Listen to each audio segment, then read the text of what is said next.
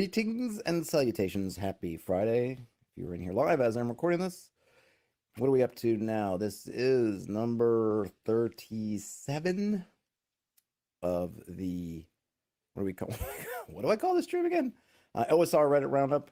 Welcome, everybody. I don't think I have any particular programming notes except to mention that I believe Daniel from Bandits Keep will be on the stream on Monday. No idea what we're going to be talking about. I'll have to figure that out over the weekend. Either I'll tell Daniel, Daniel will tell me. We'll figure it out. That should be coming. Let's get on. Let's get on with things. There we go. Once again, I'm using Melon, so let me know if spot any bugs. I have remembered from the last stream, I forget the person who had mentioned that, hey, that the type was really small when looking at it in the stream and what it's encoding this video, so I have bumped up the type or the font size via the browser. So let me know if that looks good, if it's too massive, if it's still too small. I want to make these as accessible as I can, so just let me know and I'll try to fix it. On the hot tab, let's just give it a quick hit. Hit of the hot tab, a hot tab hit. Oh, we got some right here. Posted by Shieldice. What makes good altars and shrines within dungeons? I created a tool/table spread to generate the look of shrines, statues, and effects from Shieldice Studios books, currently reprinting on Kickstarter. All right, I think I reached out to them at one point for something, and they never got back to me. I think I wanted to look at something on the channel. Heads up, audio's only coming out of the left channel. All right, let me see. I could see that on my interface. I just didn't bother to look since... Hold on a minute, since it's never... Why am I only getting it out of the left channel? Is that any better? Let me know, Ian, is it coming out of both now? Otherwise, I'm not sure why it's coming out of one channel. It's never done that before. Stereo, audio. Oh, you know what? Audio input. Hold on a minute. How about now? How about now? How about now? I think there was a still just left for reals. Oh, all fixed. Okay. Good. Some setting must have just gotten reset. Scintillating stream. Yes. Yes. Okay, altars and shrines. Hey, if you know Shieldice, I reached out to them to try to review something. They never got back to me. Couldn't find any other way to communicate them other than Reddit, so... Because I remember seeing something else that looked cool. Tried to get a hold of them, couldn't. So if you know them, ask them, hey, man, don't you know Hex Press is trying to find you? All right, altars and shrines. Within the halls of an old place of worship or beneath the manor of a cultist, the party may come across altars and shrines to holy or unholy gods. Roll on these tables to determine the materials the altar has been carved from and any accoutrement that may rest atop it. The altar may heal the party or curse them. ... Hey, Ironcaster, happy Friday. Glad you're here. Some materials, we have a D20 list. I won't read them all, but limestone, marble, onyx, wood, sandstone, obsidian, sapphire, gold, jade, bronze. Interesting, there's nothing more unusual there. You could probably make a whole D100 table. I don't even see something like bone, which would be a good one. Bone, gelatinous cube, flesh. Is that a word? Gelatinous cube flesh. Is that a thing? Or just flesh and bone? Could probably roll a couple. Oh, there's flesh. Number 13, flesh. Table here. The altar bestows health, strength, fortune, mana, item, or a curse. Adornments, melted candles, vials of blood, black athame. I'm not sure what that is. It's another D20 table. Also could be a corpse, could be a silver mirror, all kinds of good stuff. The status, which I guess looks at the status of the altar itself. It could be dormant. It could be holy, unholy. Dormant doesn't seem Dormant is, it seems like a, does that mean that it just doesn't work?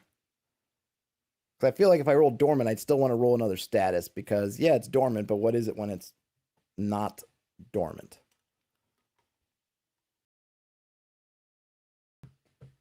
Again, this is probably something I want to roll multiple times on Boston. Flesh for Fantasy seems legit. Totally. Totally legit. All right, so we get some different statuses. Could be wet, could be overgrown, could be shadowed. Maybe status isn't the right word. Maybe it's an adjective, it's a descriptor. Effects. Placing a weapon on it grants power. Praying here heals you to your full health. It's another D20 table. I don't know how. I'm curious because we have basically altar bestows with a very simple table. And then here we have a more detailed, complex effects table. I don't know how these two interact with each other. Statues. A stone swordsman in combat with a skeleton, a famed knight of legend, yada, yada, yada, D12 table. And then we have a note on altars. Oops, I gotta just move this out of the way. Oh, you're in my way today. When placing altars, shrines, or statues within your dungeon layout, try to think on the beliefs of the characters within the party. Do they abhor a certain god? Do they follow another blindly? Knowing the faiths of the party members can aid you in rewarding or challenging them with the use of altars and shrines. If you wish to place statues within your dungeon, allow them to portray clues to the lore and history of the location, or to confirm rumors from the surface. Statues can also be used as puzzle pieces or for hiding secrets. Very good stuff. I agree. I mean, you should always, I just think as a general rule, your statue should mean something to the place.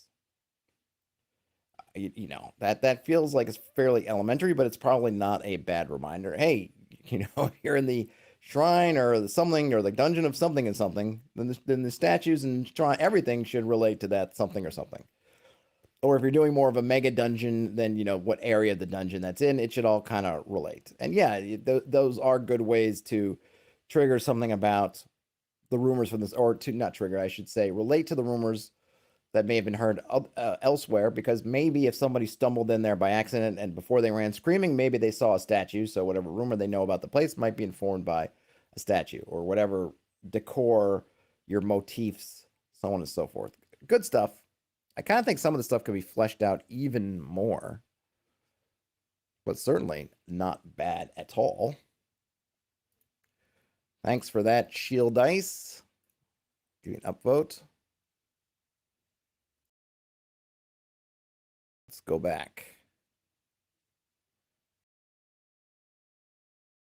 I'm really curious about this question about which hexcrawl has the best information presentation. I don't have anything to add to it. I thought Tower of the Silver Axe, I thought did a really good job. Mike's World did a fine job if you just kind of like a simple sort of old school approach. Someone mentioned Hot Springs Island, which I have to go back and look at. I haven't looked at it. I feel like since I first got it, and was like, ooh, this is great. And I flipped through it and I loved it. And I was like, wow, this is really nice. And then I put it aside. Haven't looked at it. Haven't looked at it again. So maybe I should look at that to see.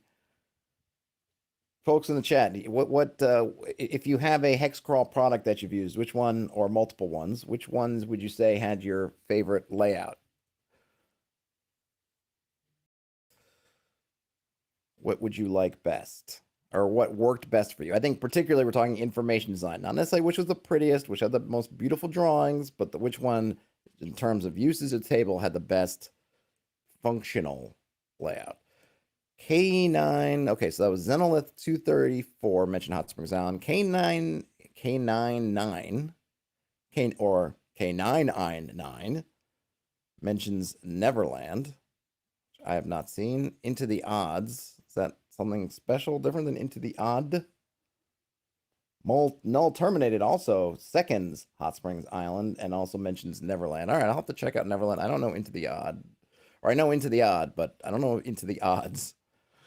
Don't know Into the Odds. Well, all right, fair enough. I wish I had something more to share. I thought, yeah, Silver in the shadow of Tower, Silver Axe, I thought had a fine layout, but I would like to know for my own usage. Question about a group in the incandescent grottos. I don't know anything about that. Rethinking ability checks. House rule alert. Where's my... Oh, yeah, I have these new reactions in here. So let's do it. House rule alert. There we go.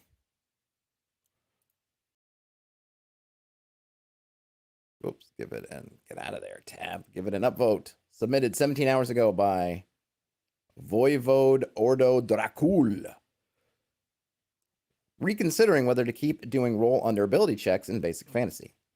Players consistently confused as to whether to roll high or low because attack rolls are also d20 options. Asterisk, change nothing. I think this is formatted. They meant to format this as a list of which options, but a little bit of lack of formatting and a lack of punctuation. Hey, Terrence, I've gone full morning zoo. There you go. Yeah, there's. I know I've always meant to want to have some of this stuff, but I haven't gotten around to getting one of those Streamlabs kind of things so I can have stuff at a button. But Melon added these kind of silly things right in the interface, so I'm gonna sprinkle them probably overly liberally in this stream, and then people are gonna ask me later on, why are all these air horns and laugh tracks and claps in here? And I'll say, well, I'm just messing around. Okay, so it seems like the options they are considering is, first is just change nothing. Confusion is beneficial because I don't want people relying on ability checks anyway. That seems to be a very silly reasoning. Why would you... I mean, they can only rely on them as much as you let them, and if they're trying to do stuff that's ability check, I don't know. I don't... That one doesn't make sense to me, but whatever. They don't mind the confusion. Change nothing. Okay, fine. Secondly, next option, change the die roll scored to rolled to 3d6 so it's visually distinct. Can vary the number of d6 for difficulty. I'm not sure that's going to reduce confusion. If they're confused by the simple way, rolling the d20, maybe making it a different die roll, 3d6, well, then it'll sit in their brain slightly differently. So they'll say, oh, this is a different system. Maybe, maybe not, but I feel like that just might bring in more confusion. And then if you're going to vary the number of d6s for difficulty, that's just going to make it seem even more potentially confusing. So it's an interesting idea, but I'm not sure I'm down with it. Oh, Ironcaster, you have a stream deck for a soundboard. Yeah, see, that's on my kind of to-do list at some point. I would like to do it. Next option they're considering is rolling high versus a DC. Use the mod, not the score, on a D20 a la DCC. Ability checks become very unpredictable because of BX range modifiers. Roll under a base chance on a D6, again, visually distinct. Okay, so well, it's okay. Here are my thoughts. Voivode Ordo Dracul, that you will most likely not see. I think if you are going to do away with ability checks, I might do something like, if I was going to do the DC D20 something, I would probably rely then on class stuff. Because really what we're doing is you're really thinking of your attributes as for skills. So I would say you could keep them or do one of your other things. If you're just doing like raw strength, like your lift bars, bend, let me do that again. Lift gates, bend bars, things. Something that's just raw strength. Nothing else matters. You're not using strength as a stand-in for athletics or some other skill. Fine, you might say, well, then you're kind of back to doing this. But I'm guessing that that's more rare. That this is more about, or I'm going to make the assumption this is more about these skills that in BX or something similar kind of roll up into your attributes. So instead of having an athletic skill, you roll under strength instead. What I would do is leverage your different classes. So you might say, okay, if you're a fighter, I'm going to presume that fighters are extremely athletic. That's kind of their thing. So I'll use their fighter class level and do the D20 plus their fighter class level, blah, blah, blah, to do that. If you're doing something thiefly, you already have kind of thief skills already in there, but if there's something else that doesn't fall under the 3 or 4 or 5, whatever, well-defined explicit thief skills, but something else you feel like is thiefly, roll D20 plus your thief level and go that way. and then you could keep the d20. But I guess ultimately, I think if the rolling under is confusing and you can't explain it, I like to explain it this way. Maybe this will help, maybe this won't help. That what you're trying to do with your attack rolls is you're trying to overcome something. And so as you're trying to overcome it, you are trying to roll above it. That's overcoming. When you're rolling against, or when you're rolling under an attribute, you're trying to see if it is within you. Do I have the strength? Is it within my strength to open up this, to bang down this gate, or open it up, or lift it up, or not? Since I'm rolling within myself, then maybe I would say I'm rolling under. I'm rolling within something, I'm rolling under. I'm trying to overcome something, I'm rolling over. And saves is the interesting one, because really it's the player rolling something, but they're rolling to see if the thing that they're trying to save against overcomes their resistance. So their resistance is at a certain number, and it kind of overcomes it. It's kind of, saves is the one thing that's a little bit in that sin that doesn't quite work right, because you're trying, you're kind of, I guess the way, depending on how you do your saves, really, if you're rolling underneath your save, it's kind of the same thing. Was it within me to be able to deal with that, or was it? But usually you're kind of rolling, right? You're rolling over. So, or at least in BX, I think you're rolling over. So you're kind of, it's almost like the players are rolling it doesn't quite work. It's a little bit backwards in that way. But you can probably find a way to frame saving throws in a similar way, but it's in terms of how I like to explain the attributes versus attack rolls. Are you overcoming something, or are you trying to stay within something? Terrence says, rolling under is pretty damn easy. He might have some genuine dumb bunnies in his group. Even our group could grasp the black hack despite having our brains worn smooth by Pathfinder. Yeah, I don't know. I mean, maybe he's just not explaining correctly. I do get it, though, because like with my group, we play so... our schedule's so off and on, and we only play for a short time that I kind of have to fairly consistently remind folks about what they're trying to roll for and how they're trying to do it. So I understand that, but I haven't had a hard time. I just say, yeah, roll under, and they go, okay, and they roll under. So I'm not sure, but different folks find different things. But I would say if you could explain to them, like, hey, rolling under means you're kind of rolling within you. Again, I kind of babbled a bit about saving throws, and I always confuse different ways of doing saving throws. Because but I think, right, you got to roll over your saving throw, which is a little bit, it's kind of like you're rolling from you're kind of rolling the sort of anti-roll kind of thing. So it doesn't work. It doesn't fit quite as cleanly into my little system. But yeah, I haven't had people complain too much about it. I think if I was going to, I guess ultimately I would say is if I'm going to go through the trouble of trying to figure out how to do the mechanic, I would just keep it as is, merely for the pure raw attribute checks, and then do some other way, leveraging your level or your to hit or something else to do skills that would be more in line with the mechanic that they're used to. I've babbled on about that long enough. All right, here we go. Something else. Look at that. They are rocking and rolling in the OSR Reddit today. Alternative hireling procedure, posted by Rorinlian22. Rorenlian. Hi, y'all. I recently made a new... Let me start over. Hi, y'all. I recently made a new music strict checklist NPC. It's all in quotes. I don't know what that is. A music strict checklist NPC. Intended for games with that OSR dungeon crawl vibe. It means a little bit to the narrative side, but I think it would work perfect in ultralight NSR or FKR style games. I forget what FKR is, the Free Kriegspiel revival. NSR, somebody remind me what NSR means. It's that New School revival. Just pure water today. Some water in my PAX Unplugged mug for the working man. All right, so this is on itch. We'll take a look. It's name your price. I'm going to post this in the chat. New school, something, something. All right. Hireling, follower. Oh, it's one of those strict mosaic. I don't want to say they music. They must have been a typo.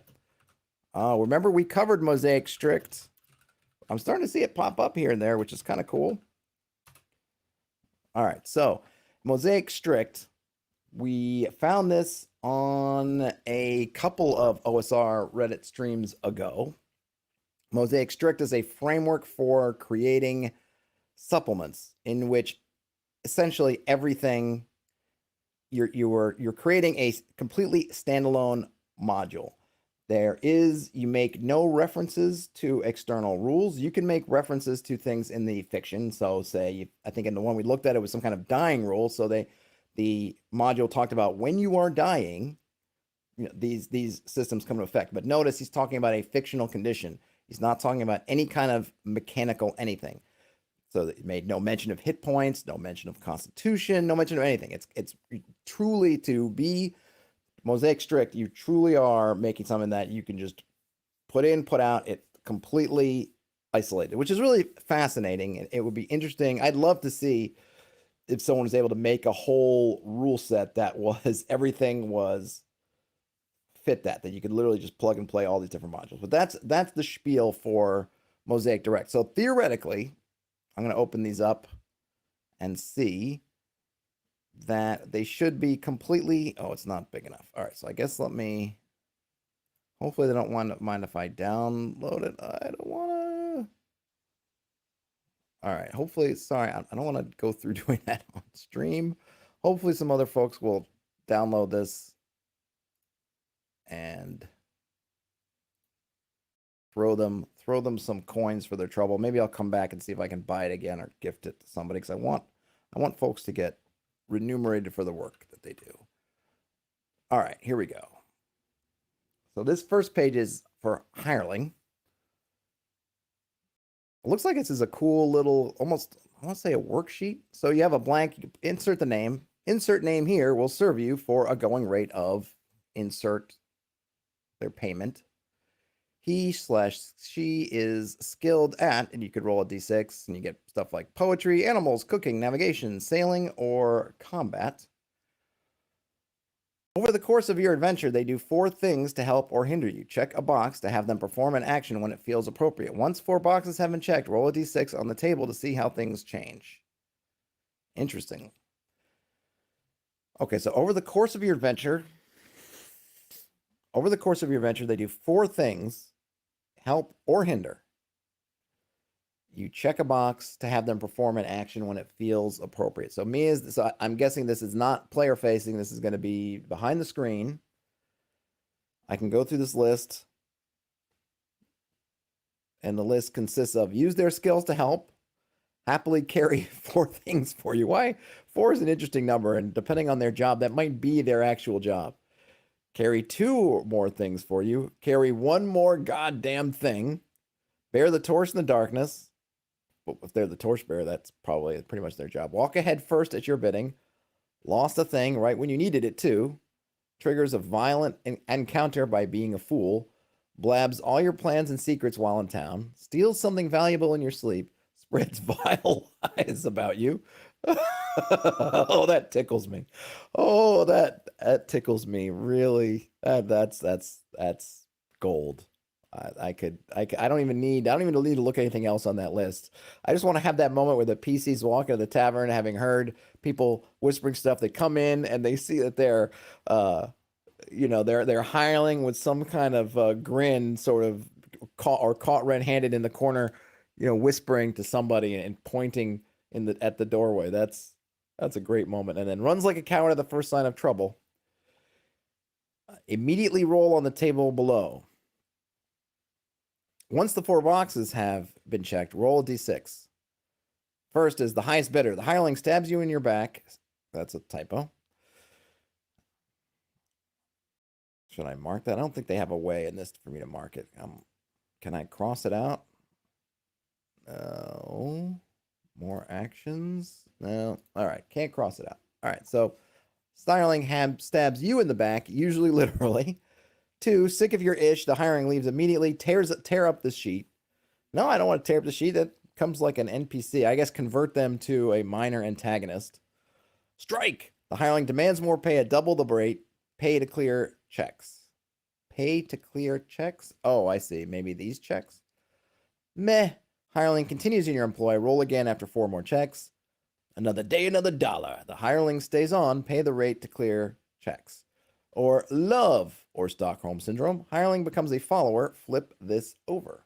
So if they become a follower, then insert name here, is hopelessly and completely loyal to you. They will always carry up to 7 of your things, bear your torch, use their blank skill, insert skill here, to help you. In addition, over the course of your adventure, they will do 4 more things out of their love and loyalty to you. Check a box to have them perform an action when it feels appropriate. Once 4 boxes have been checked, you roll a d6 on the table to see how things change. Stuff they'll do now: take a watch while you sleep, pack the exact thing you forgot to bring, walk ahead first at your bidding, which is the same as the other one. Discover a clue or recalls useful lore. That's a nice one for GMs. Offers their advice and shares a story, fights heroically by your side, turning the tide of battle, shares something deep, intimate, revealing, dark, or personal, takes on an emotional or spiritual burden. It's kind of a little bit... I like it. I like the flavor of it fictionally, but it doesn't have anything really... what does that mean to the player? Can I just say, oh, so-and-so took your emotional burden? I mean, it doesn't mean anything unless I have some kind of mechanic or something else about burdens. Ian says, as long as they don't spread vile truths. Too late! Then Terrence says, first thing you hear in the tavern after this guy leaves, hey, donkey show. Oh, Terrence, no, you had to go right to the donkey show? It's too early, Terrence, too early for that. Got to be at least 1:30 p.m. before we start bringing up the donkey show. Let's see. Binds your wounds and uplifts your spirits. Drags you to safety and nurses wounds when you would die. Is severely wounded and needs you to carry them. See, some of these, like, I guess you have to do it when it's appropriate, right? So the thing is, the GM's supposed to do this when it's appropriate. It would be hilarious if you're just walking down the hallway or something, and all of a sudden, your follower keels over. Oh, I'm wounded, sir. Carry me. It's like, what happened? I don't know, sir. Trades their life for yours, either intentionally or accidentally. Immediately tear up this sheet. And then once 4 boxes have been checked, you roll another d6. There's a fallout. An argument escalates to violence. How do you resolve it? 2, I can't keep doing this for free. Follower becomes a hireling. Flip the sheet over. But are they doing it for free? Too old for this ish. Follower leaves to do safer things. Discard the sheet. All in a day's work. Follower falls as usual. Long rest. Follower is ready to continue the adventure. Clear checks. The call. Follower is ready to continue adventure. Becomes a player character. Well, how can you... Some of these you just can't... It's just... You got to figure out a way to do that. Them becoming a player character, like... Are you going to magically come up with another player to play that thing? I mean, what does that look like?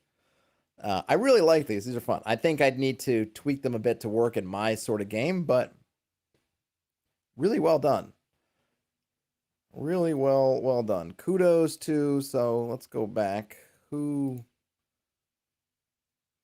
Oh, I forgot I was in the same browser. This is posted by Substitute Adventure. Can I add this to my collection? Why, yes, I will. That way I can come back to it. Kudos to them. Let's go back to Reddit. I did upvote it. Excellent work, Rorinlian22. Bob Mossel says, number 6, they've passed the funnel and become a first-level follower. So a pseudo PC. Oh, that's a good idea. Yeah, that's probably what I would have done, right? They take on a class level. I don't know why I didn't think about it earlier, but yeah, that makes much more sense. That's probably what they meant too. Let's see, here we go. What do we got? Some discussion stuff. We got a map. I made a thing, The Nest of Circuit Roaches, a small handwritten sci-fi horror adventure, free/pay what you want, system agnostic, good for traveler. All right, let's check it out. I'm not just a fantasy guy. I like some sci-fi.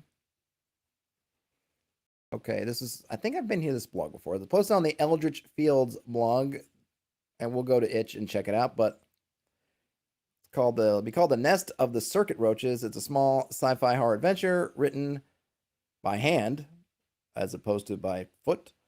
A small sci-fi horror adventure, Nest of the Circuit Roaches. It takes place on a space station or planetary outpost, and the party is tasked with cleaning out the titular circuit roach infestation before the swarm drains All the data and electricity. I swear I saw this on an episode of, oh, what was it? Not Firefly. What was the one on Sci-Fi? With Crichton and those guys. And Moya, the living ship. That was pretty cool. Can't remember. Gosh, my mind truly is mush. All right, so there's a couple of versions. We'll check it out. We'll post this. Let's get this. Oh, I should hide that. This is called Nest of the Circuit Roaches.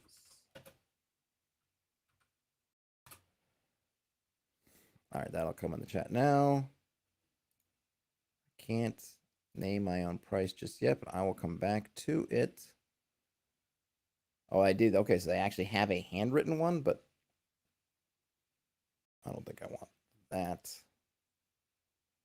Yeah, save that. I'll look at that. Let's look at the typed one.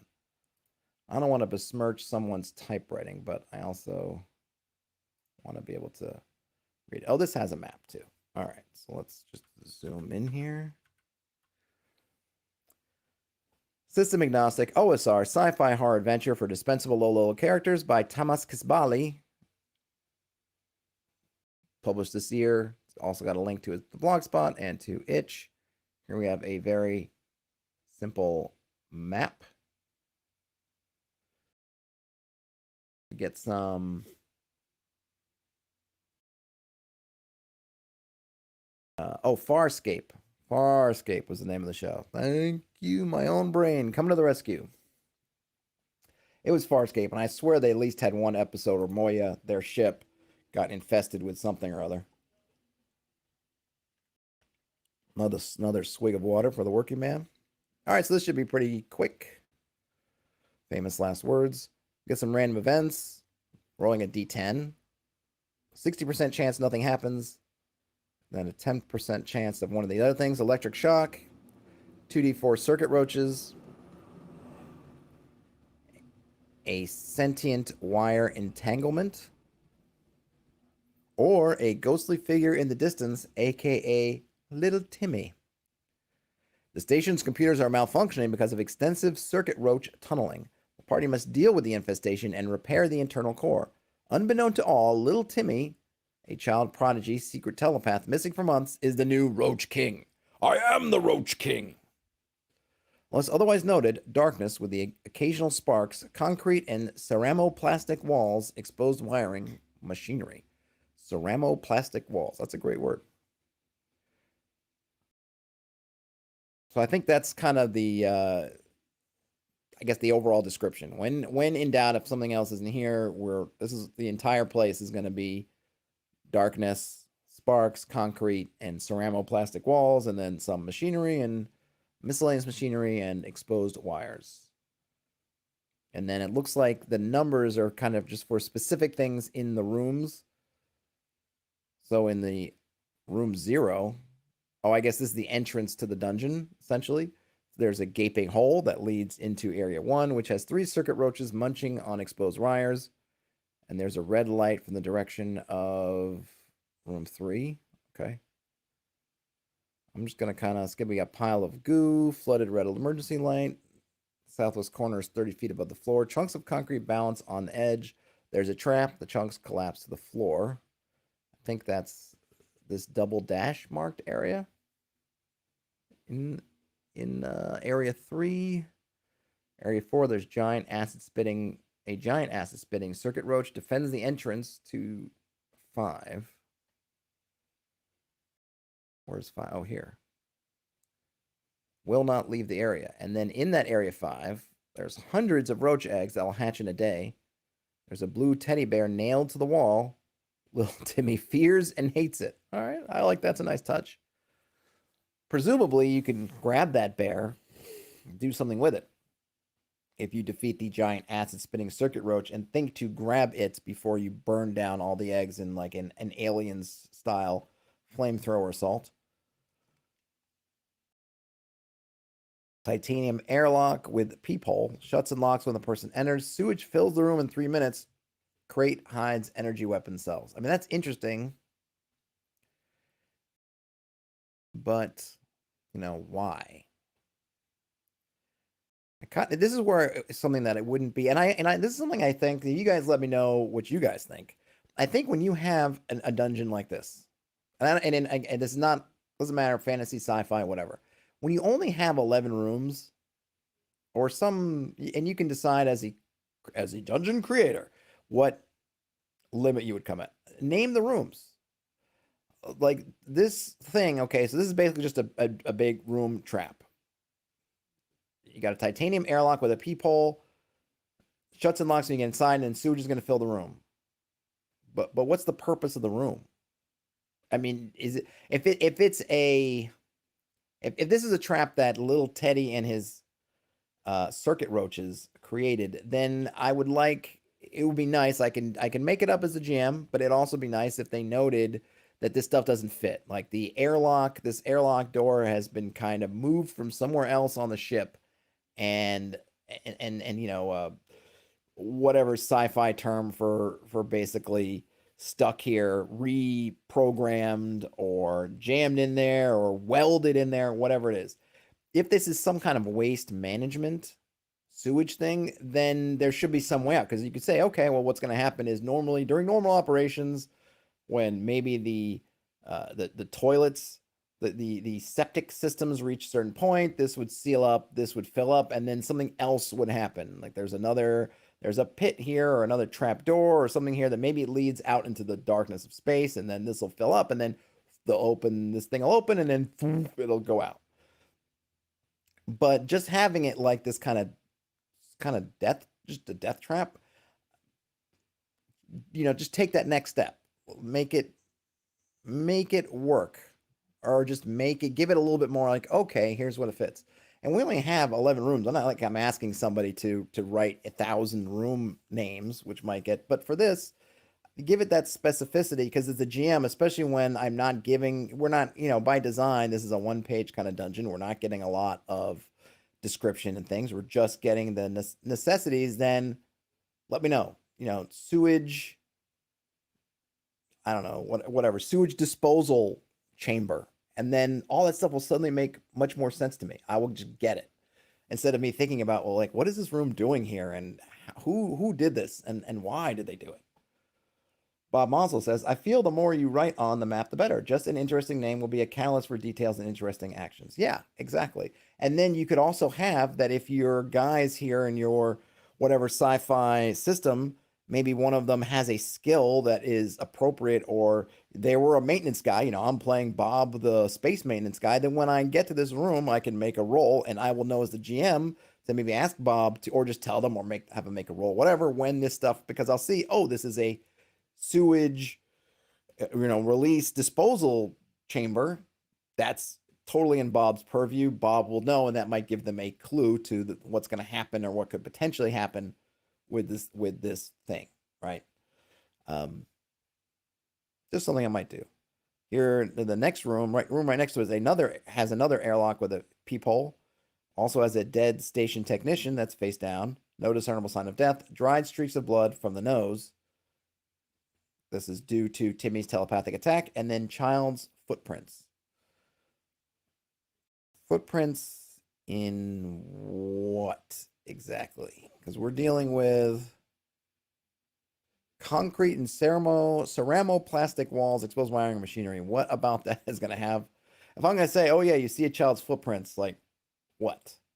I mean, I suppose if it has a smooth or a shiny metal surface, you can see prints can get really easily on some metallic surfaces. But when I think of the floors of just from fictional sources about ships and things like that, I'm thinking it's gratings and sort of stubbly surfaces, and nothing that would hold a footprint. So maybe put a little bit. You have the space in here. You have a whole rest of this line. You could give a little bit more about footprints or something else if we decide that footprints don't quite work for this. Bob, the space maintenance guy, has plot armor. Absolutely. Can't kill the maintenance man. I got a crawl space. The ceiling is only 2 feet high. Oh, I like the janky control room. Blue button toggles energy walls blocking 10. Room 10. Silver button opens airlock in that room. Okay. Terrence says all space janitors get power armor. They got really good. They got a really good union. Yeah, they get paid well and they have an excellent union. Exactly. You know, that's the one thing you need on a space station or any kind of long-term ship is you need good maintenance guys. You know, you need to pay someone a lot of money to clean up after someone like, you know, Riker on the holodeck type situation. That job doesn't go cheap. So room 10 here has entrances barred by flesh-searing energy walls, pristine white walls in the room. An internal core is a gilded labyrinth-patterned cube levitating 20 feet off the ground. Little Timmy sits on top of it, and also 12 roaches. Another room that would probably just benefit from, just give me a name. And is this important to the ship? Because you want to talk about ticking clocks and these different things. This is a perfect spot where you could do this. This is the power core for your ship. Little Timmy is sitting on top of it. Little Timmy, something is going to happen. Here, you know, this should be part of this ticking clock, which starts back with, connects back to all these roach eggs, connects back to what makes this such a situation that needs to be dealt with now is not only are they taking over, what's happening? They've gotten to the core. They've taken over these systems that, and because the roaches are eating through the circuitry, you can't get to them even from engineering, the secondary bridge, the emergency, everything's being cut off. Okay, and this is kind of the center. So you could really play this up. I feel like they're leaving something on the table by not making this, just making it just kind of like, okay, it's a thing. Like, what is the internal core to what? Right? That should be a bigger deal. And there's a secret chamber behind a screen showing a TV set, tech junk worth 800 credits, and the missing part to fix the internal core. Did they talk about what the internal core needs to be fixed? Oh, there it is. Okay, it does say that repair the internal core. It still doesn't say, so I must have just forgotten that, but I still would like more. I stand by my critique that this should be made a bigger deal. This should be something like it bolded. Something's going to happen. The ship is losing atmospherics. Its guidance is offline and it's drifting towards a sun or into an atmosphere. Because just internal core, like what is that? Internal core for what? That should be really important. Oh, Brian Smith.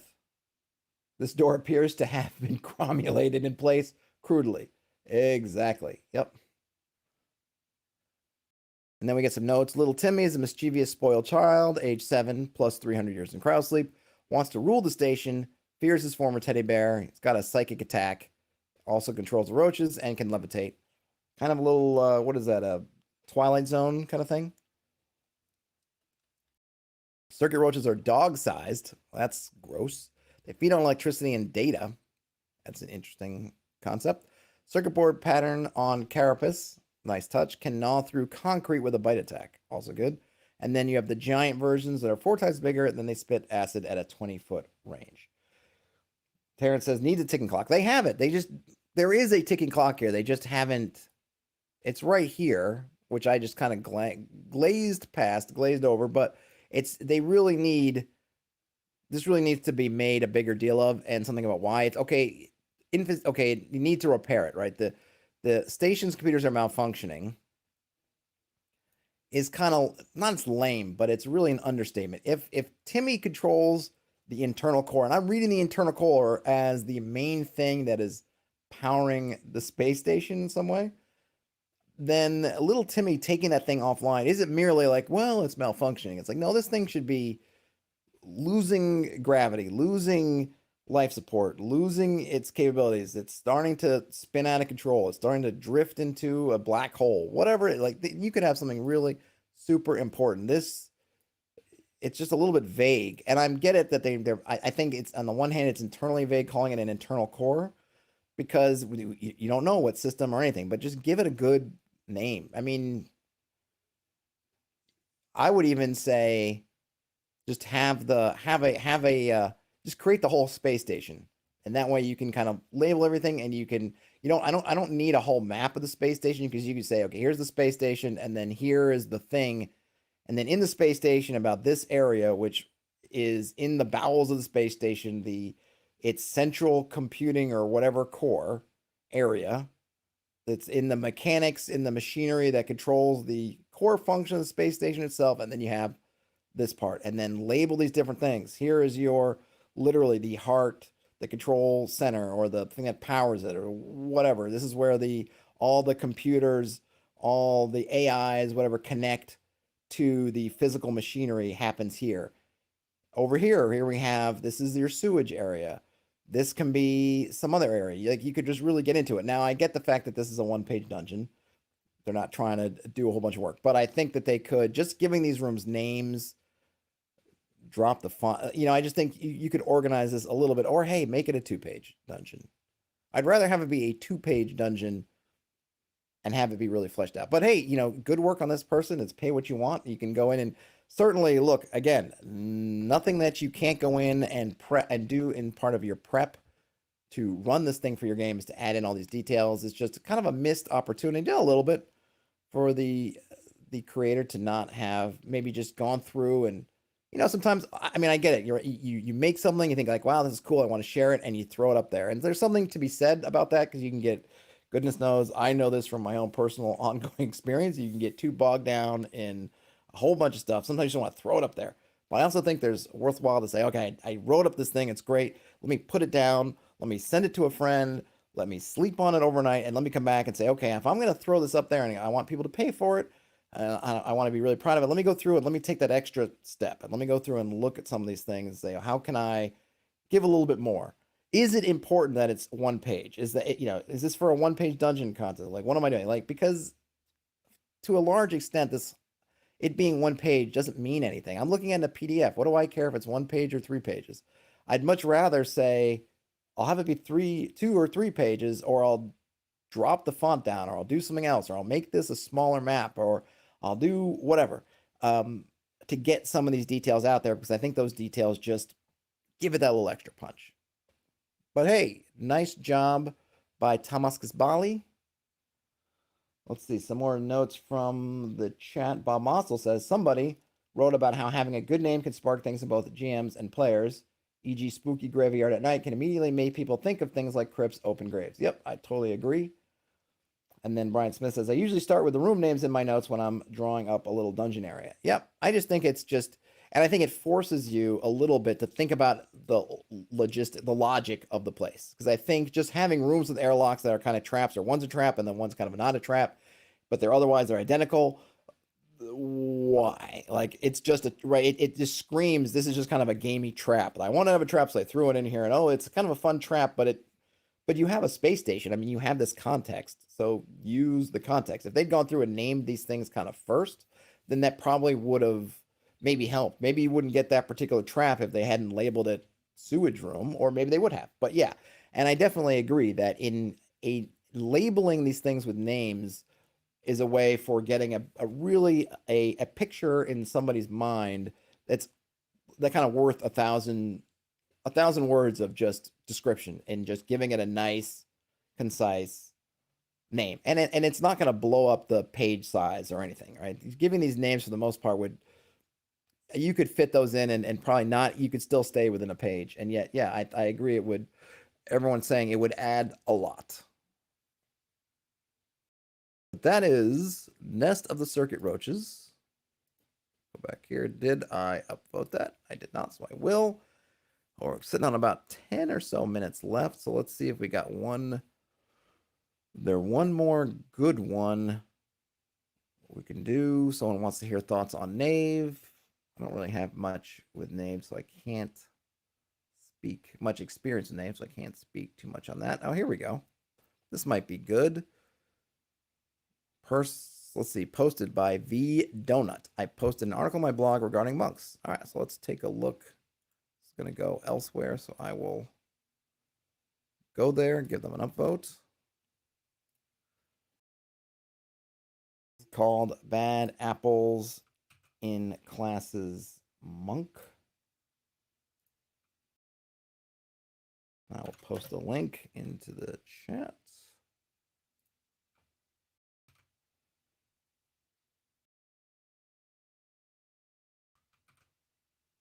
All right, that should be appearing in the chat momentarily. On the blog, V Donut Valley. Or V Donut. I don't know.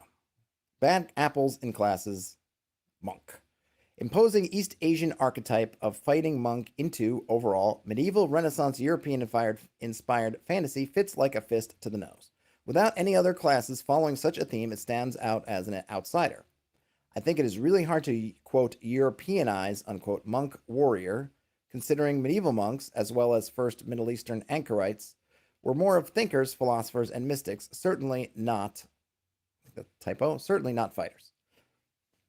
Monk can be psionic or arcane or fully martial warrior, but the case is, I just feel like there's some punctuation missing. So apologies if it's a little bit rough. my rendition of this is a little bit rough because I'm getting tripped up by some missing punctuation, and sometimes I try, my mouth wants to insert it where it is, and then sometimes I try to stop it because I want to keep to the text, but it is what it is. Monk can be psionic or arcane or a fully martial warrior, but the case is warriors usually use weapons and wear armor. Logically, besides enormous cost or arbitrary rules of the game, there's no reason for any warrior not to wear armor. In real life, it drastically enhances survivability. Probably rogues, bards, and rangers would sacrifice the heaviest armor in order to use their more dexterous abilities, but no one else. No reason, quote unquote, I don't know why they're putting monk now in quotes when they didn't before. No reason a monk would be naked. And armor cannot be expensive because it would restrict, at the start of the game, the heavy armor archetype of knights and paladins. Well, let me disagree with you on that front. It can certainly be expensive, and you don't need to start the game with the heavy warrior archetype. Your players may want to be a heavy warrior, but they just can't afford to because, plate armor is expensive, and maybe it needs to be custom fitted to you, depending on if the facilities exist yet at the time for mass producing armor. Because at some point, I've seen the thing where they were basically, in a medieval way, mass-producing plate armor, but certainly at other times that infrastructure and the amount of resources wasn't available to. But I totally disagree with that. I don't feel like you have to make every archetype available at the start just because. But that's a whole other thing.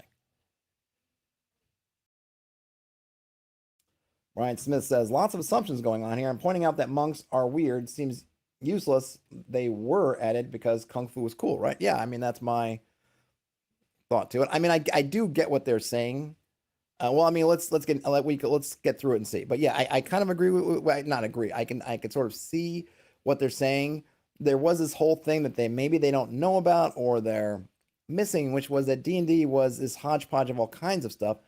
Granted, most of it or all of it was stuff based on European archetypes, and then they started, through exposure for different people becoming involved, you ended up going from kind of medieval stuff to then bringing in Asian inspired things.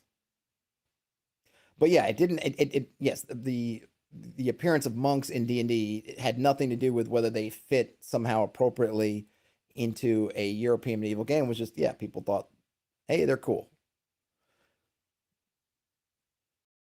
Okay, let's see. Here we go. Another thing is the lack of weapons. This one is even bigger than the armor thing. Weapons in classic RPG games do not only have the function of dealing damage, but at some point of adventuring, they become magical. They overcome some quote-unquote gates in design. Like after a certain level, enemies start to be damaged only by magic weapons or something. And so if a person doesn't use such weapons, they either need to get items or inherent abilities mimicking these quote-unquote gating capabilities. There were lots of solutions. Monks were given exotic weapons, which allowed them to use their abilities as well as being magical, but it creates a situation in which only monks use these weapons. They do not show up in games where there are no monk PCs, and it kind of breaks verisimilitude. It's a bad solution. Well, okay, but then you could just have them be in your game? I mean, you could say, well, boats or, sailing ships only show up in games where people want to sail the seas or the GM wants to, and they don't show up in games that have been made land-bound. And is it breaking verisimilitude? I mean, it is only if you miss it. Only, it's one of those things that, like, if you're not looking for it, it's kind of like if there are no thieving in your game, and so you don't have lock picks. I mean, it breaks verisimilitude only if players start asking about lock picks, and then you go, no, It doesn't really if they're just not there and nobody notices, which I think is more the thing. If you don't have those kind of Asian inspired weapons, no one notices unless they're looking for it. So you could just put them in if that means something to you. I don't know. Brian Smith says, must protect precious verisimilitude. Maybe. I mean, that is kind of a thing people get caught up. It's got to have verisimilitude. I mean, yeah, up until, I think, a point. But this might be a point where it's getting into a little bit of exaggerated territory. But of course, there's a big, your miles may vary thing. I have seen people bothered by the slightest,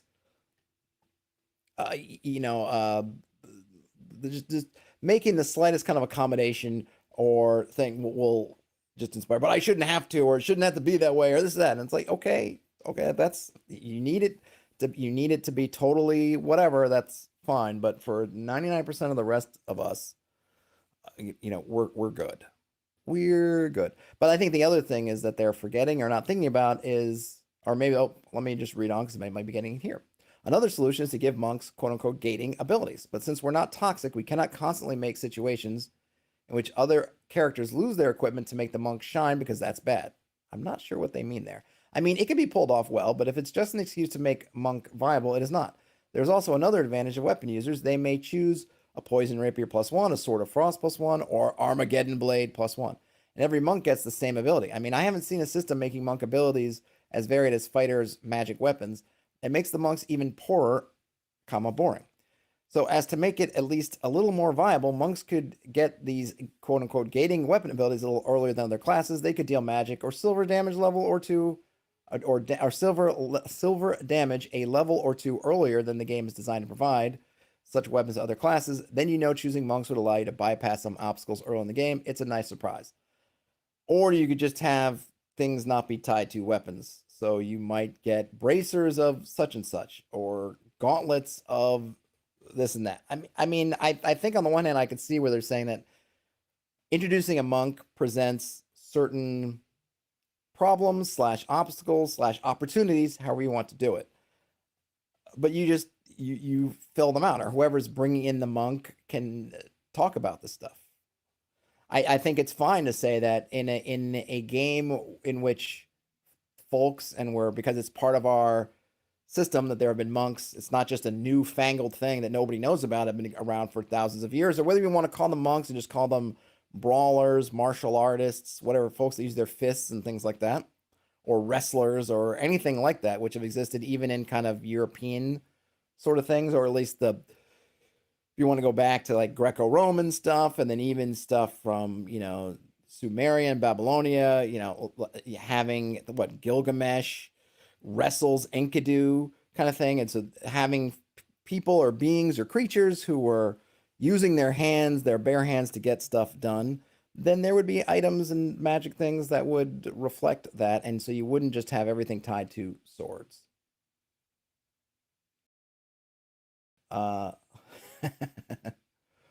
Let's see. Brian Smith says, having to work my job full time and not being able to buy a house breaks verisimilitude. Tell me about it, Brian Smith.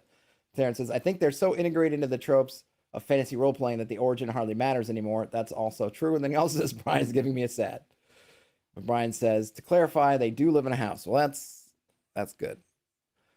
Okay, here we go. There's one. Oh, we got more. Oh, this is fairly long. Why did I pick this one at the end? All right, we're into, hold on. We're into overtime.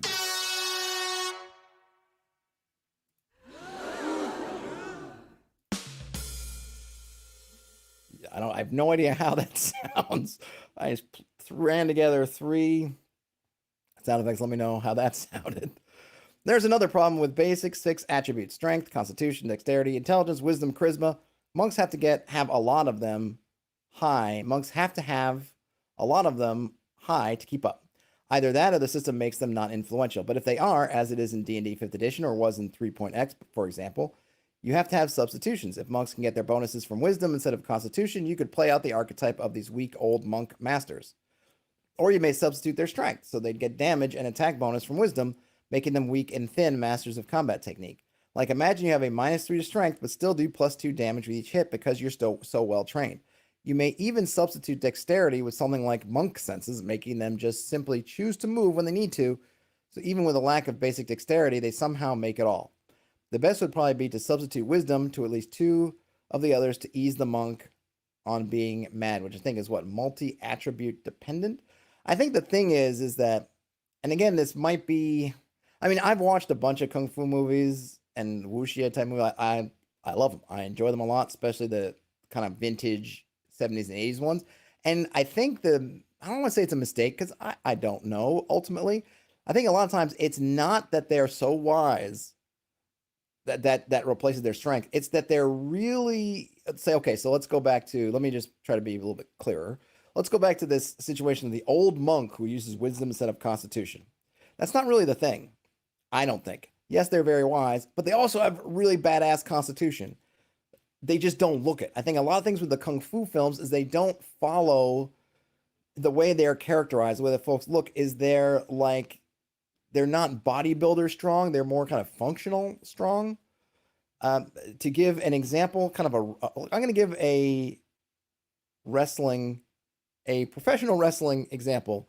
I believe he was recently released by the WWE, but the wrestler Cesaro, aka Antonio Cesaro, aka Claudio Castagnoli, wrestler, is probably one of the strongest dudes around.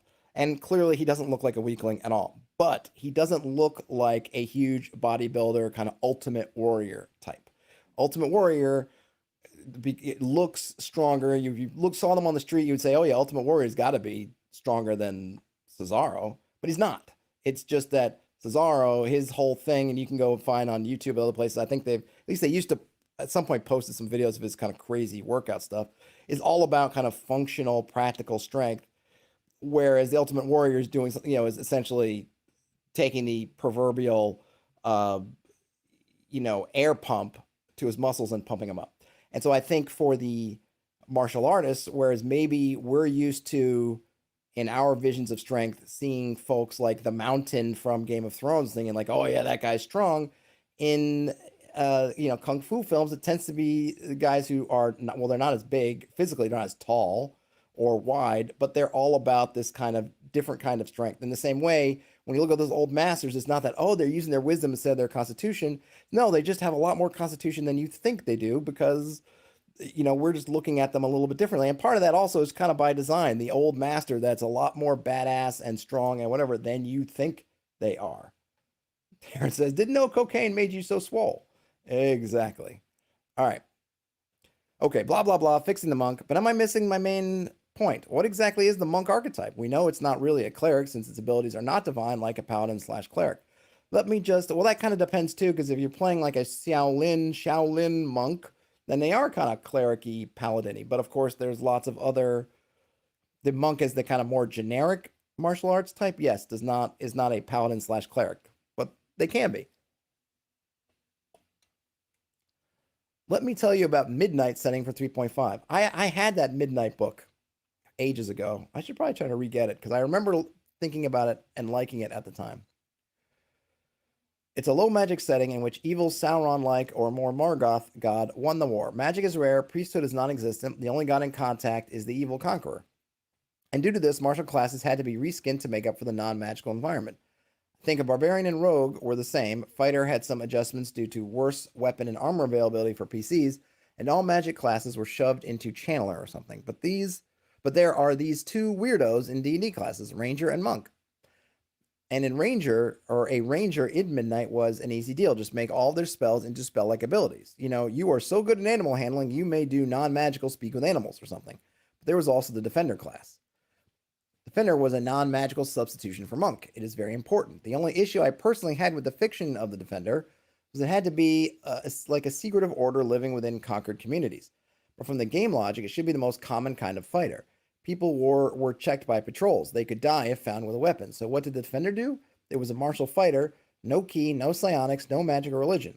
And they were trained in order to use regular items as weapons like farming equipment or ropes or something. So thanks to your abilities, you give regular tools weapon-like abilities because you are oppressed, and by law, you cannot have a weapon on you. But if anyone checks out, you're just a fellow with a weird amount of rope. And you can make brass knuckles out of this rope or a regular stick in your hands, transform into a deadly staff, mace, or warhammer, or you may sharpen it with 2 moves and have a viable blade in your hand. It makes sense for the game fiction, and now we can see who really is hiding in a monk archetype. The defender is then not someone who chooses to not use weapons and armor just for kicks. They are not bound by religion or magic. There may, of course, be nothing preventing them from affiliating with religion, magic, or mind powers, but the sense of the monk comes from being exactly the midnight defender. A warrior for oppressed people, one coming from a lower class in an environment with strict weapons. Examples out of the top of my head, in China, there were various instances of laws restricting, for example, how long a blade can be held by a person of a given social class. Or Brazil, you know where capoeira came from? African slaves in Brazil, in order to be able to practice martial arts, disguised it as a dance. They also haven't been allowed to be armed, so it was their way. In its prime and most essential part, it is basically a folk hero in the oppressed world, quote-unquote monk, the defender, revolutionist, or just unarmed protector. I think one thing they're missing here is in Kung Fu movies, they use tons of weapons, and it was more about that through the skills or training, whether you want to think of it as, in the movies, it's not always presented as really supernatural. Sometimes it's just, you do this for 10 years and you're amazing. Terrence says the monk archetype Pai Mei. Yeah, kind of like that.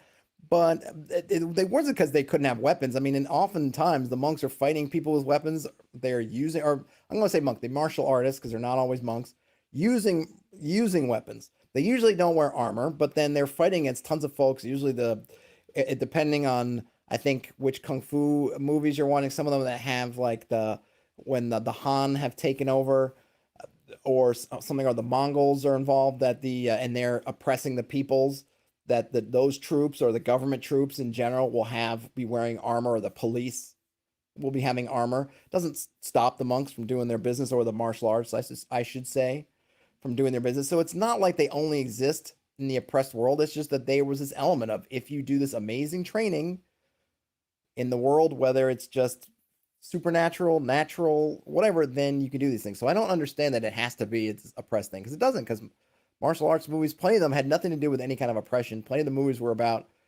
folks who followed different styles. Some of those styles used weapons. Some of those styles used your fists, and who was better? That was really what it come down to, right? The guy, I am from the tribe of the northern, or the community of the northern crane, and that's my style. I'm the one-armed swordsman. Okay, now we're going to fight. And if you're better with your one-armed sword, then you'll beat me. If I'm better with my northern crane style, I will beat you. And it had nothing to do with whether you had a weapon or not, or whether they were available or not, or whether they were oppressed or not. It had to do with this concept of kind of a pseudo-natural or supernatural skill. But back to the article. So this, for me, the true monk archetype. It may be subclass to be coming from a religious order, or with the Kung Fu wizard trope, or the 4E psionicist, or even avatar-like elemental monk magic, or even ultra martial battle master champion unarmed warrior, if we want to keep some 5e nomenclature. I don't know why we do. I mean, you posted this to an OSR group, so why do we care about 5e nomenclature? I don't know. But first and foremost, it is this inconspicuous commoner like historical ninja, plain farmer, or merchant using common tools as a murder weapon.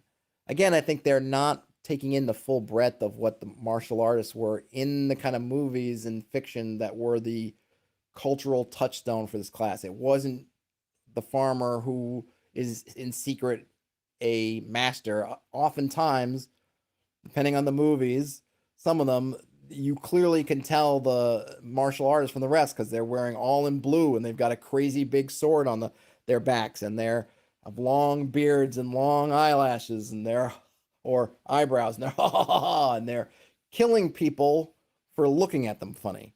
They're not all blending in. Now, you also have the kind of 36 chamber kind of thing, in which case the monks are, or certain people, martial arts, are laying low, but that's not across all the things. I feel like maybe this author's scene has a particular vision. Maybe they're looking at the kind of Shaolin kind of thing only. Ian Boyd mentions Kung Fu Hustle. Yeah, I like Kung Fu Hustle. Not as much as Shaolin Soccer, but Kung Fu Hustle's good. And that definitely has the kind of, like, everyone in that community was kind of a badass martial artist. That definitely does follow this trope for sure. Okay, and now time for my mental leap. But for me, every warrior archetype on the most basic level of classic fantasy should be derived from this monk defender trope. Of course, not in superhero D&D style. In Foundation, you are at first a warrior of your people, safety, and freedom. Only thereafter you choose if you still keep the disguise of unarmed commoner or rather train in weapon use. And my favorite trope for realistically expensive armor, you associate yourself with a religious or secular order to be their heavy armored knight / paladin until you pay off the cost of the armor. I wish I saw more of that. I think there's plenty of that around. Maybe not having to join an order to get armor, but I make plate armor pretty darn expensive. Though in OSR games, you can run into so much wealth so quickly that kind of can make any but like a really crazy cost doable, but it's a different issue. And one last thought, maybe this defender could make use of different fighting styles. Choose your taekwondo, capoeira, karate, muay thai, or something else. Maybe because of that, you can weaponize non-combat magical items like rings and braces on hands and feet. What do you think about the monk class? Is it a bad apple, or do you think it's important to include within the basic classes? Look, there's a lot of assumptions. I think as someone mentioned earlier in the chat, a lot of assumptions I don't necessarily agree with, and things that they're saying. I think there's some good, interesting thoughts in here. I think they're really thinking of the monk as a specific thing. Maybe it's something in the Shaolin, kind of 36 chamber of the Shaolin, which I believe there's definitely the kind of defender of oppressed peoples in hiding aspect versus a lot of other movies where they're much more brash and open. And even in the 36 chamber, by the way, he's going through all those chambers. He learns to deal with a lot of weapons. I think he makes up the 3-part staff in that movie. There is obviously something with the weapons that are farming implements, which, the spear and all kinds of weapons throughout history, regardless of the geographic area, stemmed from what kind of implements do we have on hand when we need to defend ourselves. I think if they opened up their mind a little bit, or they were just specific about dealing with a very clear archetype, was I think they're kind of looking at a very specific archetype and then kind of blowing up to sort of refer to everything, when no, there's a lot out there that's outside their specific thinking. But it was a good read, interesting read. I bumped it up. All right, I went over time, but happy to do it. If you could give a thumbs up on your way out of here, I would appreciate it. If you found yourself in here and you're not subscribed and you feel like subscribing, that would help me out a lot. And it seems like a couple of folks bumped in at the very end. Sorry you are late, but just rewind to the top of the stream and you can get a whole hour plus worth of OSR Reddit goodness. I gotta jump, so have a great rest of your day, night, whenever you end up watching or listening to this, everybody. Game on, and I'll talk to you later.